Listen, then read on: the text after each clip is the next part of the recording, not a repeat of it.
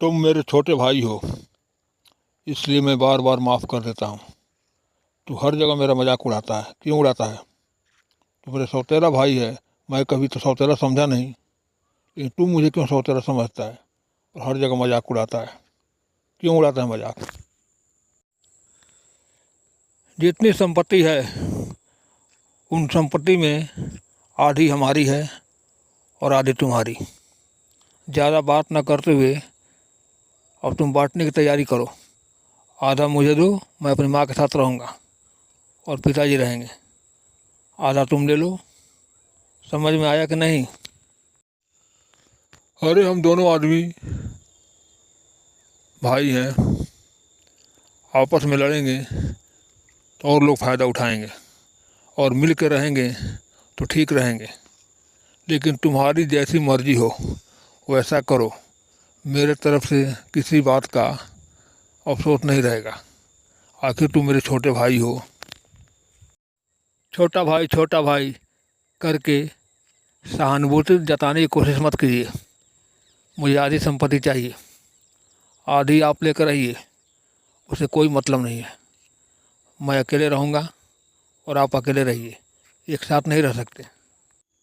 तुम दोनों हमारी बीवी हो, एक तुम्हारा बच्चा है, एक उसका बच्चा है। ये लोग आपस में लड़ते हैं और तुम्हारा बेटा बार बार बड़े बेटे को मजाक उड़ाता है। क्यों उड़ाता है? अरे उसका बड़ा भाई है, अपने बेटे को समझाओ। आप मेरे ही बेटे को गलत साबित करेंगे, जबकि उसका बड़ा भाई, उसे तो आप कुछ नहीं कहते हैं और मेरे ही बेटे को आप ताने मारते हैं। क्यों मारते हैं आप? मैं भी आपकी बीवी हूँ, वो भी आपका बेटा है। इतना कह करके सरला वहाँ से गुस्से में चल देती है और रामलाल देखता रह जाता है। अब अब लगता है ये घर एक दिन चलना मुश्किल हो गया है। आपका छोटा बेटा और आपकी छोटी बीवी दोनों कुछ न कुछ चाल चल रहे हैं, समझ में नहीं आता। हमने गलती किया कि दोबारा शादी कर लिया। अपनी उस बीवी को समझाते समझाते मैं हार गया हूँ और बेटा भी नालायक निकल गया, अपने बड़े भाई को कुछ नहीं समझता। माँ बेटा दोनों एक साथ खड़े हैं। माँ, आधी संपत्ति ले लो।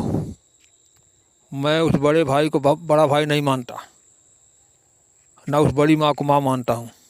आप आधी संपत्ति ले लो, हम लोग अलग रहेंगे और वो लोग अलग रहें। एक साथ खाना नहीं बनेगा। आप ही खाना बनाती है और सब बैठे खाते हैं। इतना काम क्यों करते हैं आप?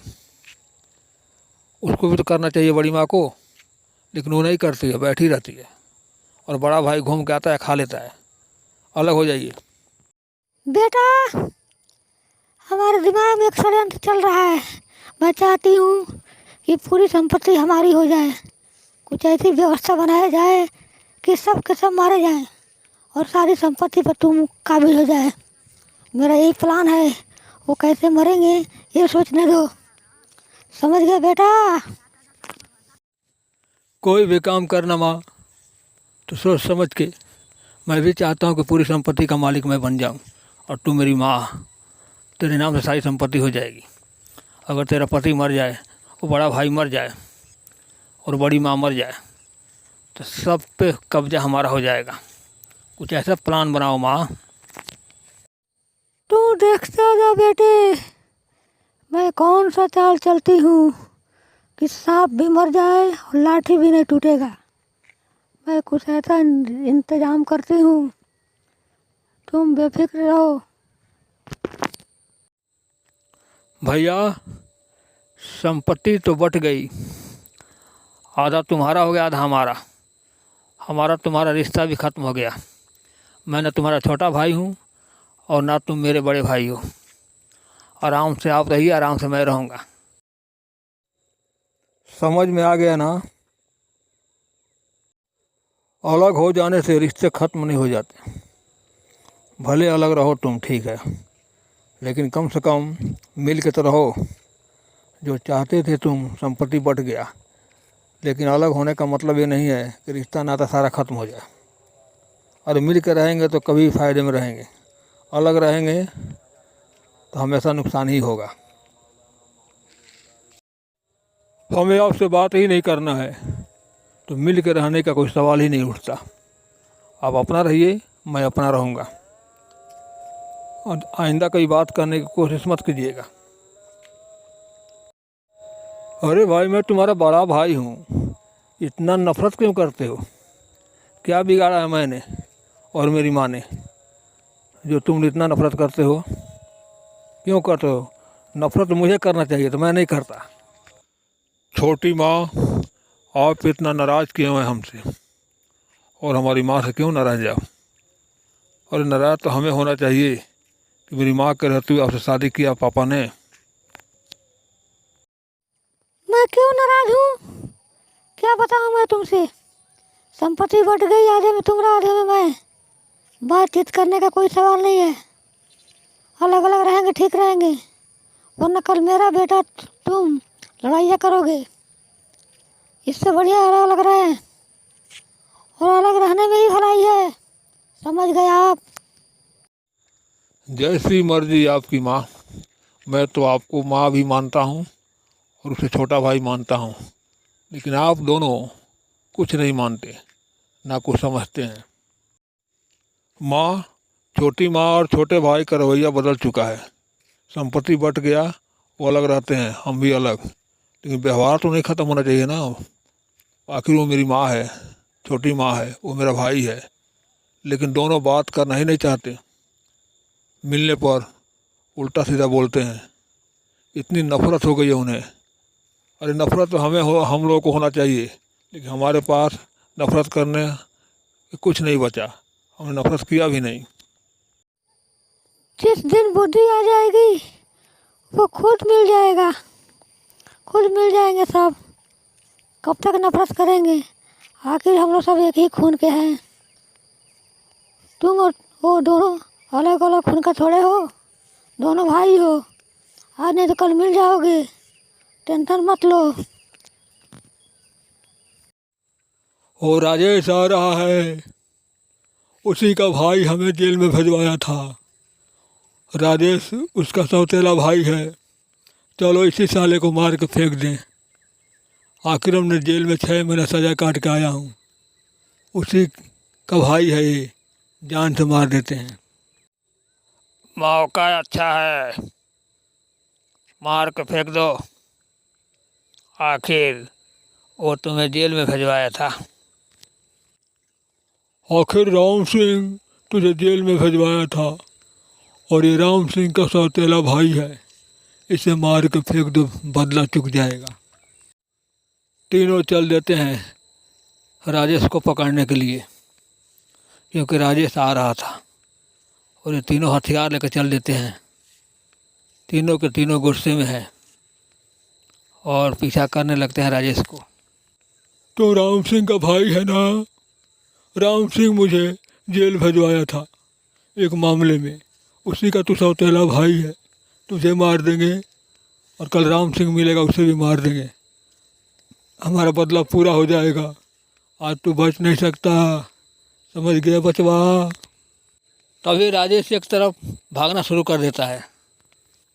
एक तरफ रेगिस्तान है और उस रेगिस्तान में राजेश भागना शुरू कर देता है, और पीछे पीछे ये तीनों बदमाश लगे हैं। मौका अच्छा है, इसी रेगिस्तान में मार के फेंक दो। पीछा करते हैं और राजेश भागता ही जा रहा है, क्योंकि मेन बदमाश के रिवॉल्वर में गोली नहीं थी, वो सिर्फ धमका रहा था। क्या बात है राजेश, तुम इस रेगिस्तान में इतना हाफ क्यों रहे हो? क्यों भाग रहे हो? क्या बात है? भैया, 3 बदमाश मेरे पीछे पड़े हैं, जिसे आपने जेल भिजवाया था। आज मुझे समझ में आ गई कि मिलकर रहने में ही भलाई है। मैं आपसे माफ़ी मांगता हूँ भैया। अबे राम सिंह का नाम उन तीनों ने सुना नहीं। एक बार तो जेल गए थे, लेकिन आज जिंदा नहीं बचेंगे। अगर भाग गए तो ठीक है, नहीं तो फिर जेल जाएंगे। तू मेरा छोटा भाई है, चल मैं तुझे माफ़ कर दिया। मिल कर रहने में ही भलाई है, इतना ही बात याद रख। राम सिंह अकेले चाकू लेकर चल देता है तीनों को तलाश में। छोटा भाई देखते रह जाता है राम सिंह काफ़ी गुस्से में है।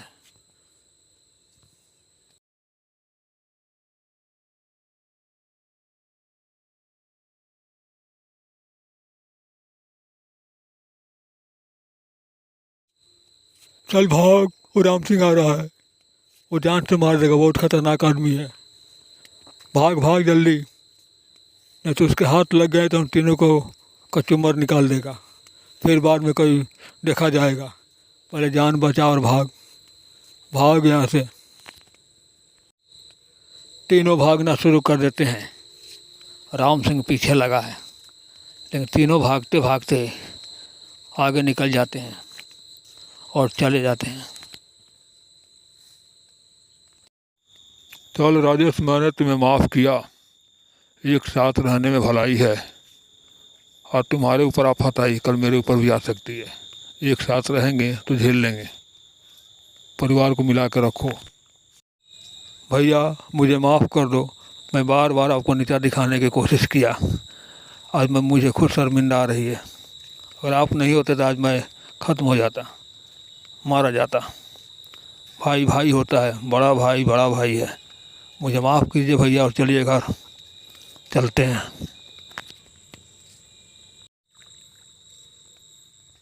चल छोटे, घर चलते हैं। परिवार को मिलाकर रखा जाएगा, एक साथ रहने में बहुत सारी समस्याओं का जड़ खत्म हो जाता है। फिर दोनों भाई घर की तरफ चल देते हैं, और दोनों के अंदर में कोई भाव नहीं था, एक भाईचारे की भाव थी। राजेश समझ गया था कि बड़ा भाई है, परिवार के साथ मिल कर रहने में भलाई है।